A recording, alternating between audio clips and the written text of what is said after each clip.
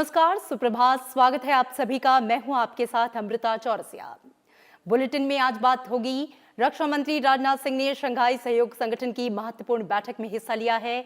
बैठक की देंगे आपको पूरी जानकारी। विदेश मंत्री एस जयशंकर ने ब्रिक्स देशों के समूह से आतंकवाद के खतरे से निपटने के लिए सहयोग बढ़ाने का आह्वान किया। साथ ही G20 देशों के शिक्षा मंत्रियों की महत्वपूर्ण बैठक आज होगी। बैठक में शिक्षा के जरिए समाज के सशक्तिकरण विषय पर चर्चा होगी। इसके अलावा बताएंगे, उत्तर प्रदेश से राज्यसभा की एक सीट के लिए उपचुनाव में बीजेपी उम्मीदवार सैयद जफर इस्लाम निर्विरोध निर्वाचित घोषित किए गए। और आज शिक्षक दिवस है। इस मौके पर राष्ट्रपति रामनाथ कोविंद देश के 47 शिक्षकों को वर्चुअल राष्ट्रीय टीचर अवार्ड 2020 से सम्मानित करेंगे। इसके अलावा होंगी देश और दुनिया की तमाम अहम खबरें, साथ ही कोरोना अपडेट भी। शुरुआत करते हैं खबरों के सिलसिले की।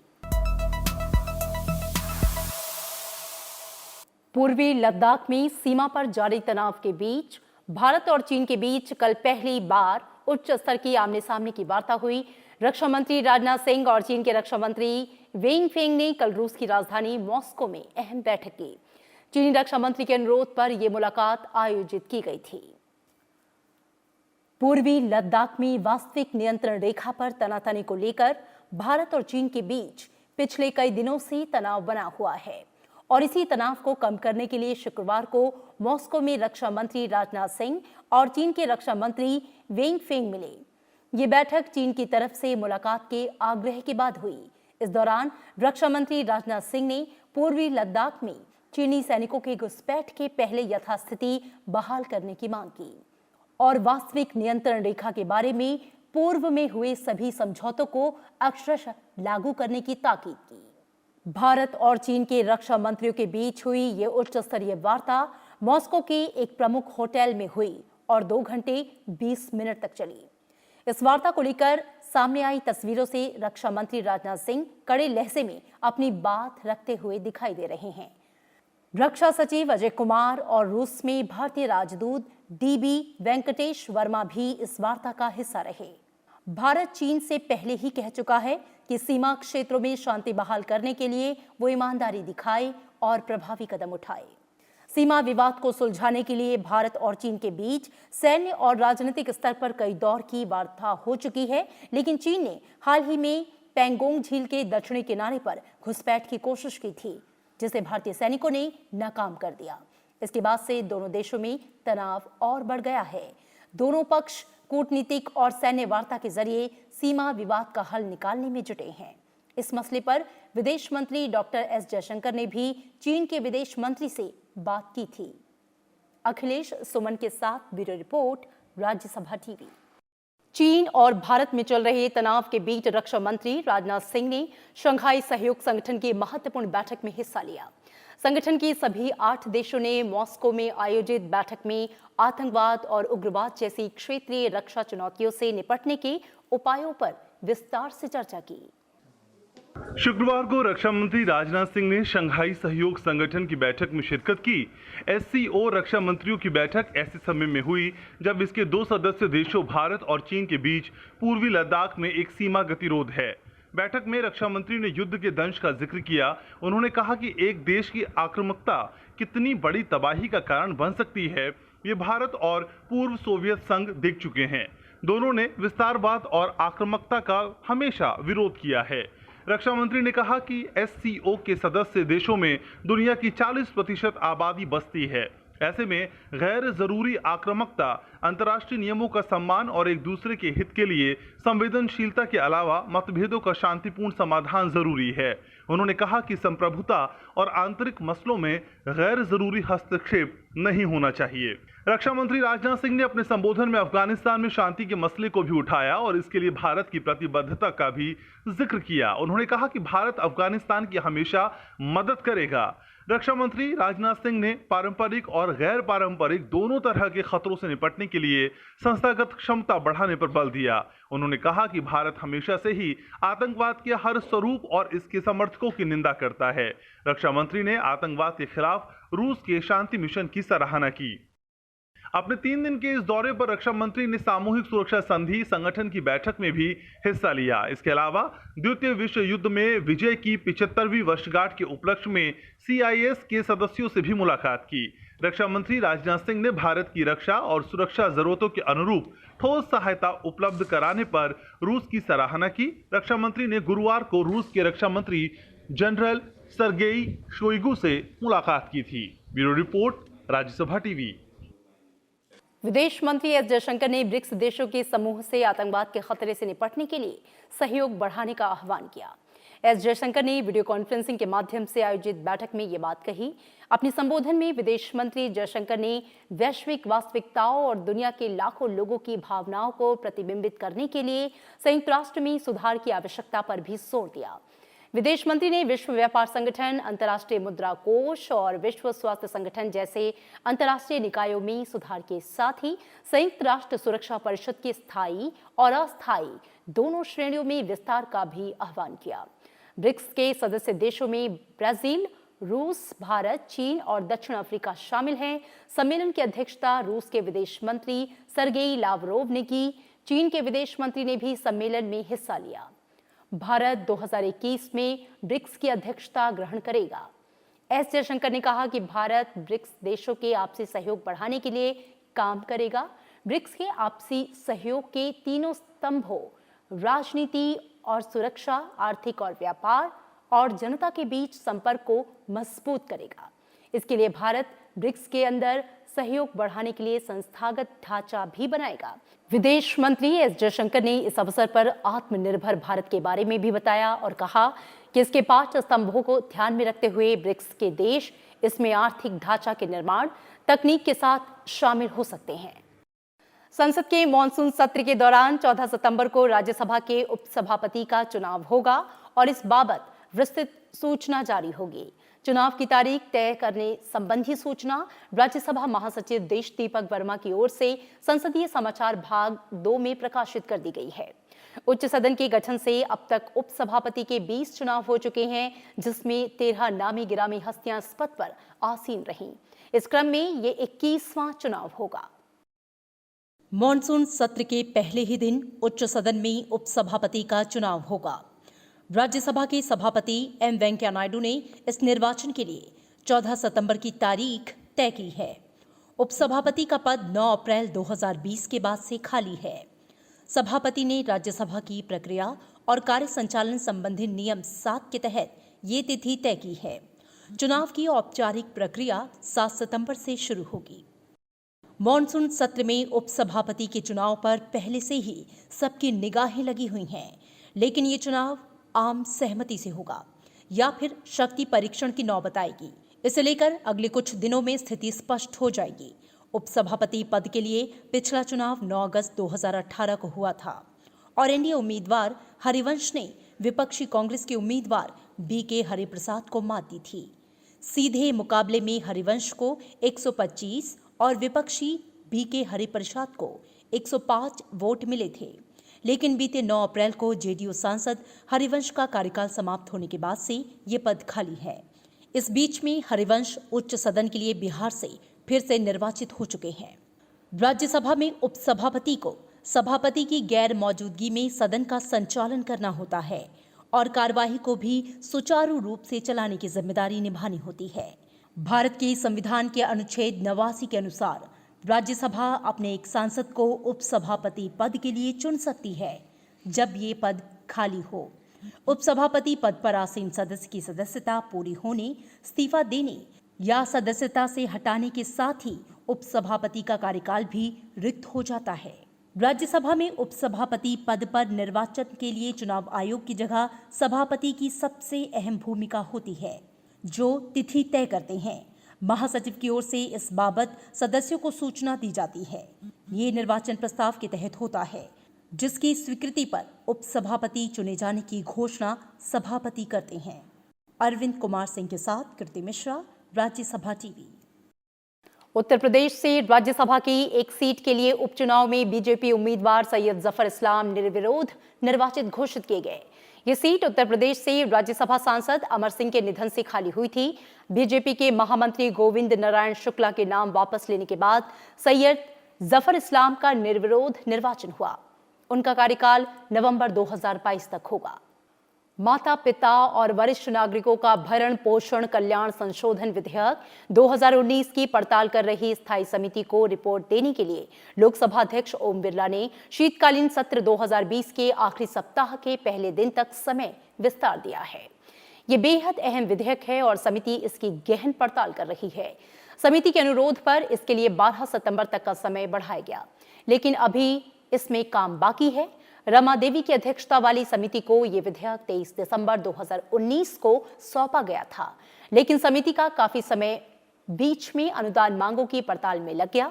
फिर कोरोना संकट के नाते दिक्कतें आईं। हालांकि समिति इस विषय पर अब तक 7 बैठकों में साक्ष्य लेने का काम पूरा कर चुकी है, लेकिन अभी भी काफी कुछ पड़ताल की दरकार है।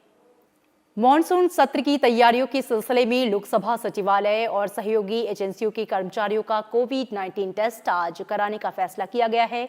इस बारे में जारी आदेश के मुताबिक संसद भवन के रिसेप्शन ऑफिस में 7 काउंटर बनाए गए हैं। इसमें सभी अधिकारियों और कर्मचारियों को रैपिड एंटीजन टेस्ट यानी कि RT-PCR टेस्ट कराना अनिवार्य होगा। आज सुबह 10:30 बजे से 2:30 बजे के बीच 5 काउंटरों पर संयुक्त सचिव से लेकर सचिव तक 21 वरिष्ठ अधिकारियों, उप सचिव से निदेशक स्तर तक 296 अधिकारियों का कोविड टेस्ट होगा। संसद भवन परिसर में तैनात CPWD के 250 अधिकारियों और कर्मचारियों का भी टेस्ट होगा। संसद परिसर में तैनात स्टेट बैंक ऑफ इंडिया, भारतीय डाक, NDMC, भारतीय रेल, एयर इंडिया, टेलीफोन के 120 कर्मचारियों का टेस्ट भी आज किया जाएगा। इसके अलावा संसद परिसर में तैनात 174 रेलवे कैटरिंग इकाई के कर्मचारियों समेत 861 कर्मचारियों का टेस्ट भी आज किया जाएगा। कोविड-19 के नाते किए जा रहे उपायों के तहत इस दफा संसद में पब्लिक गैलरियों में किसी भी आगंतुक को प्रवेश नहीं मिलेगा। राज्यसभा के 252वें सत्र के दौरान प्रेस गैलरी को छोड़कर लोकसभा और राज्यसभा चैम्बर और गैलरियों में सोशल डिस्टेंसिंग के तहत उच्च सदन के सांसदों को बिठाने की व्यवस्था की जा रही है। इस नाते पब्लिक गैलरी के पास जारी नहीं होंगे। सचिवालय के नोटिस ऑफिस की ओर से इस बाबत एक परिपत्र जारी कर अधिकारियों को गैलरियों के पास का अनुमोदन न करने को कहा गया है। राज्यसभा सचिवालय ने विभिन्न स्कूलों, कॉलेजों और सरकारी संस्थाओं से छात्रों और अधिकारियों के लिए पास जारी करने का अनुरोध न करने को कहा है, क्योंकि गैलरियों की उपलब्धता 252वें सत्र के दौरान नहीं रहेगी।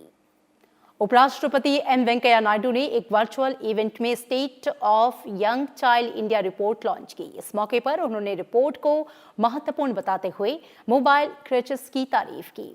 उपराष्ट्रपति ने कहा कि इस तरह की रिपोर्ट से जागरूकता का माहौल पैदा होता है, जो आज के समय की जरूरत है। उपराष्ट्रपति ने कहा कि देश की मजबूत बुनियाद के लिए 1 से 5 साल तक के बच्चों का विकास बेहद जरूरी है। स्वस्थ बचपन को पर्याप्त भोजन और पोषण बहुत जरूरी है। उन्होंने कहा कि बाल विकास ही हमारे विकास की संरचना की बुनियाद होनी चाहिए।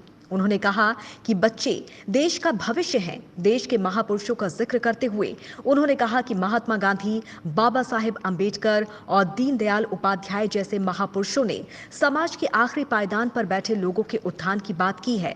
उपराष्ट्रपति ने कहा कि सबसे कमजोर तबके के विकास पर जोर दिया जाना जरूरी है। I compliment the publishers for the same. This should be the way forward for many of the publications.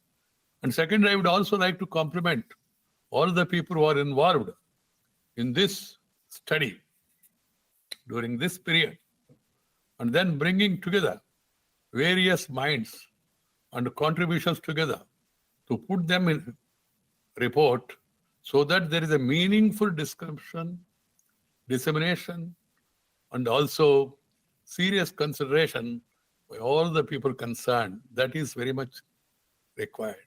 This, in fact, should become a societal or a people's movement. इसका एक जन आंदोलन का रूप देना, कारण क्या है, ये बच्चे हमारा भविष्य है. These children are our future. We should start taking care of them, and particularly the vulnerable sections. We must also remember our ancient philosophy of share and care, and take care more of the vulnerable sections. So Mahatma Gandhi ji ne, Baba Saheb Ambedkar ji ne, Deen Dayal Upadhyay ji ने कहा Antyodaya, uplifting the poor of the poor, taking care of the last man in the queue, जो अंतिम पंक्ति में बैठे, उनका उत्थान पहले होना चाहिए.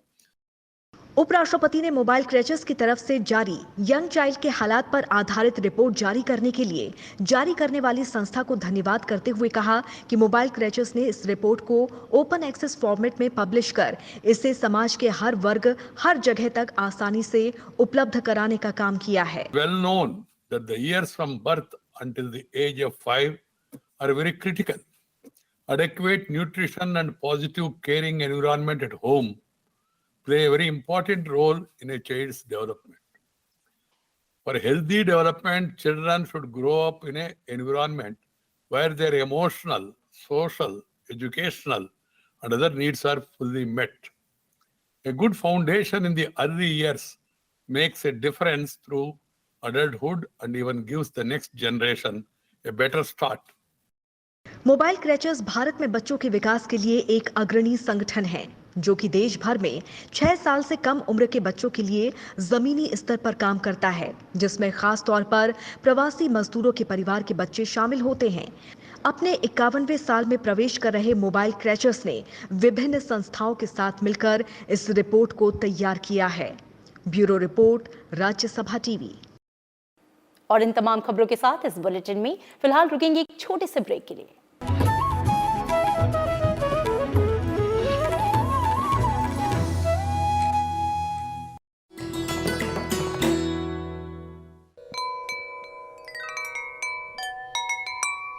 जल तरंग, चीनी मिट्टी के प्यालों से निकलती अद्भुत स्वर लहरियां और पानी की सतह से गूंजती संगीत की मधुरता. इस संगीत का मिलता है अनेक प्राचीन ग्रंथों में बयान. मिलिंद तुलंकर और सीता दुरै स्वामी जैसे संगीतज्ञों ने बनाई है संगीत की इस अनोखी विद्या में विश्वव्यापी पहचान. और जीवन की 64 महत्वपूर्ण कलाओं में से एक बता गए हैं इसे महर्षि वात्स्यायन.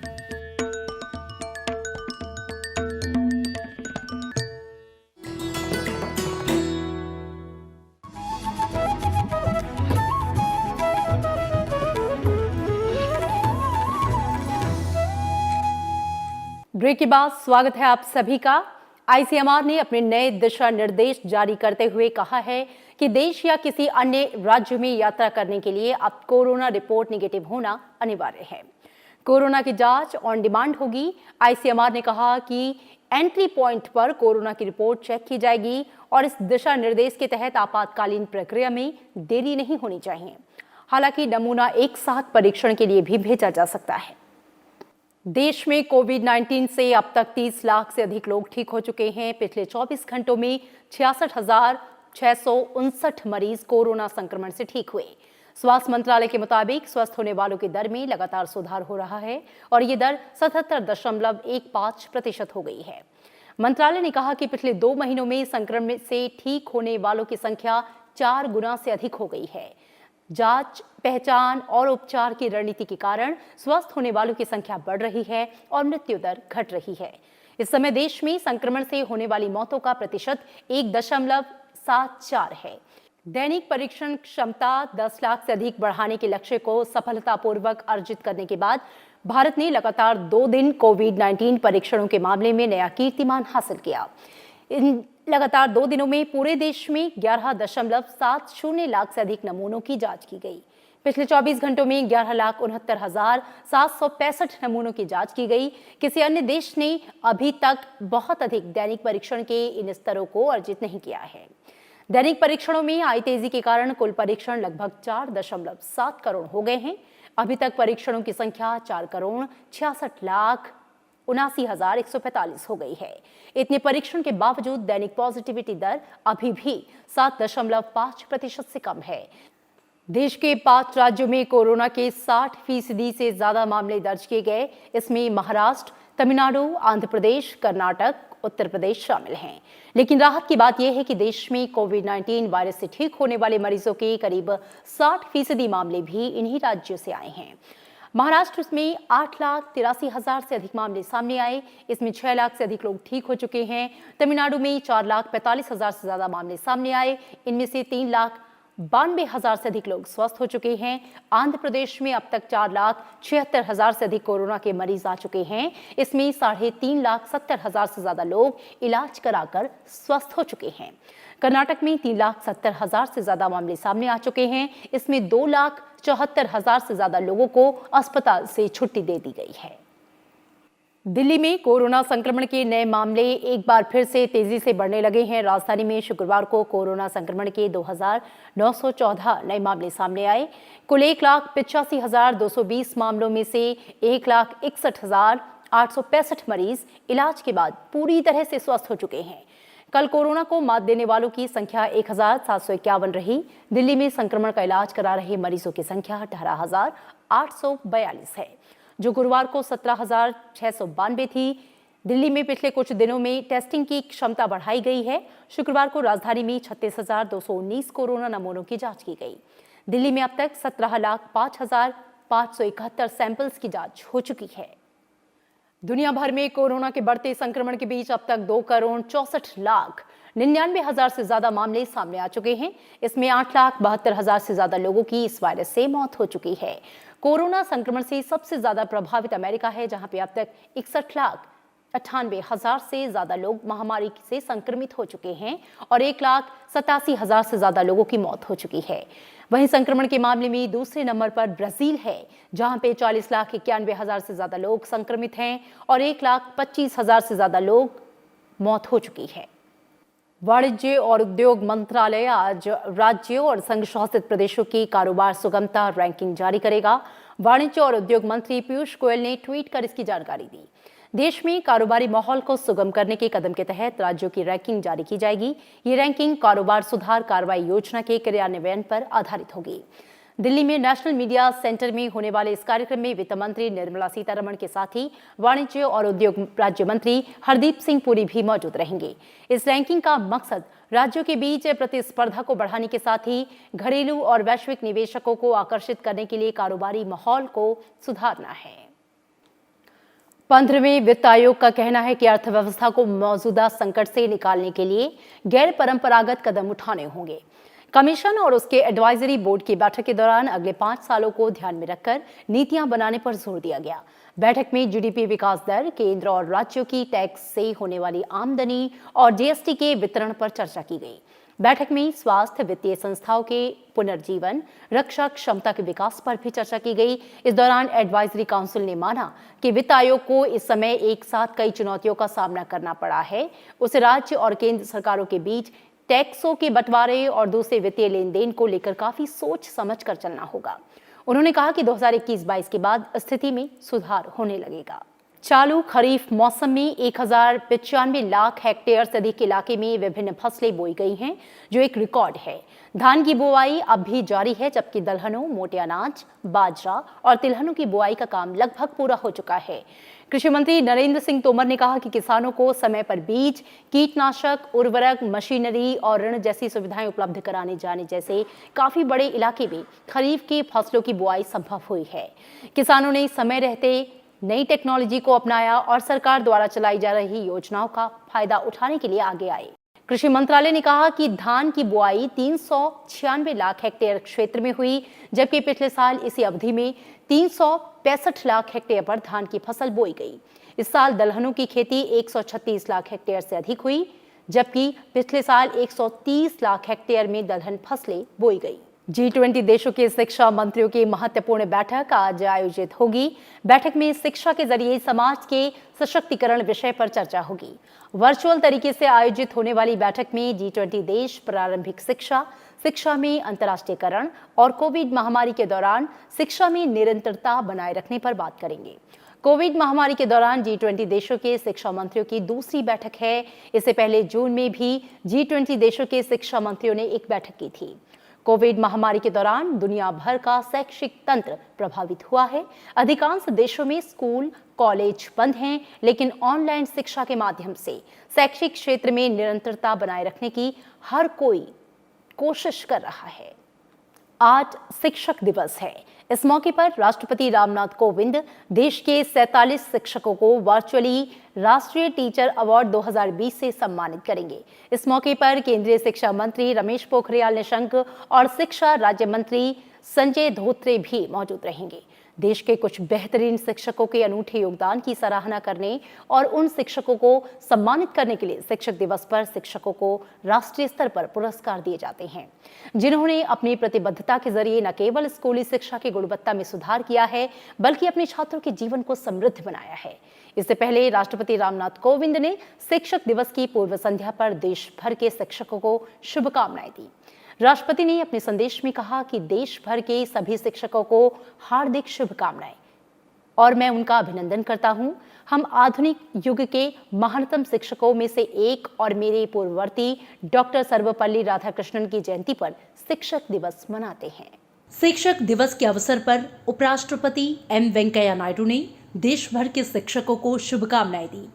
उपराष्ट्रपति ने अपने ट्वीट संदेश में पूर्व राष्ट्रपति डॉक्टर एस राधाकृष्णन को श्रद्धांजलि देते हुए कहा कि वो एक महान शिक्षक, दार्शनिक, विद्वान और लेखक थे। उनका जीवन और उनके काम देशवासियों को हमेशा प्रेरणा देते रहेंगे।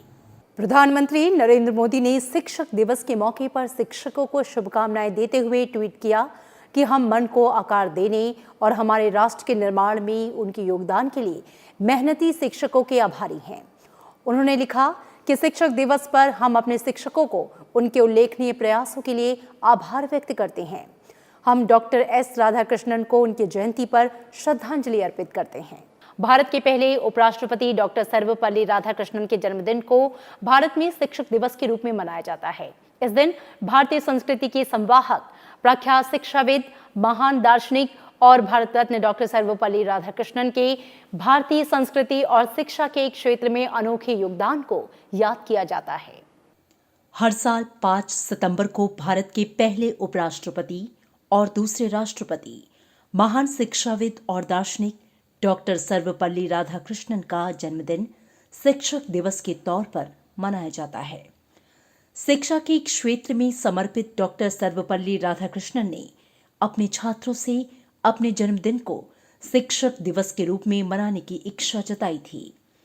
उनकी इसी इच्छा का सम्मान करते हुए देश में 1962 से हर साल 5 सितंबर को उनके जन्मदिन को शिक्षक दिवस के रूप में मनाया जाता है।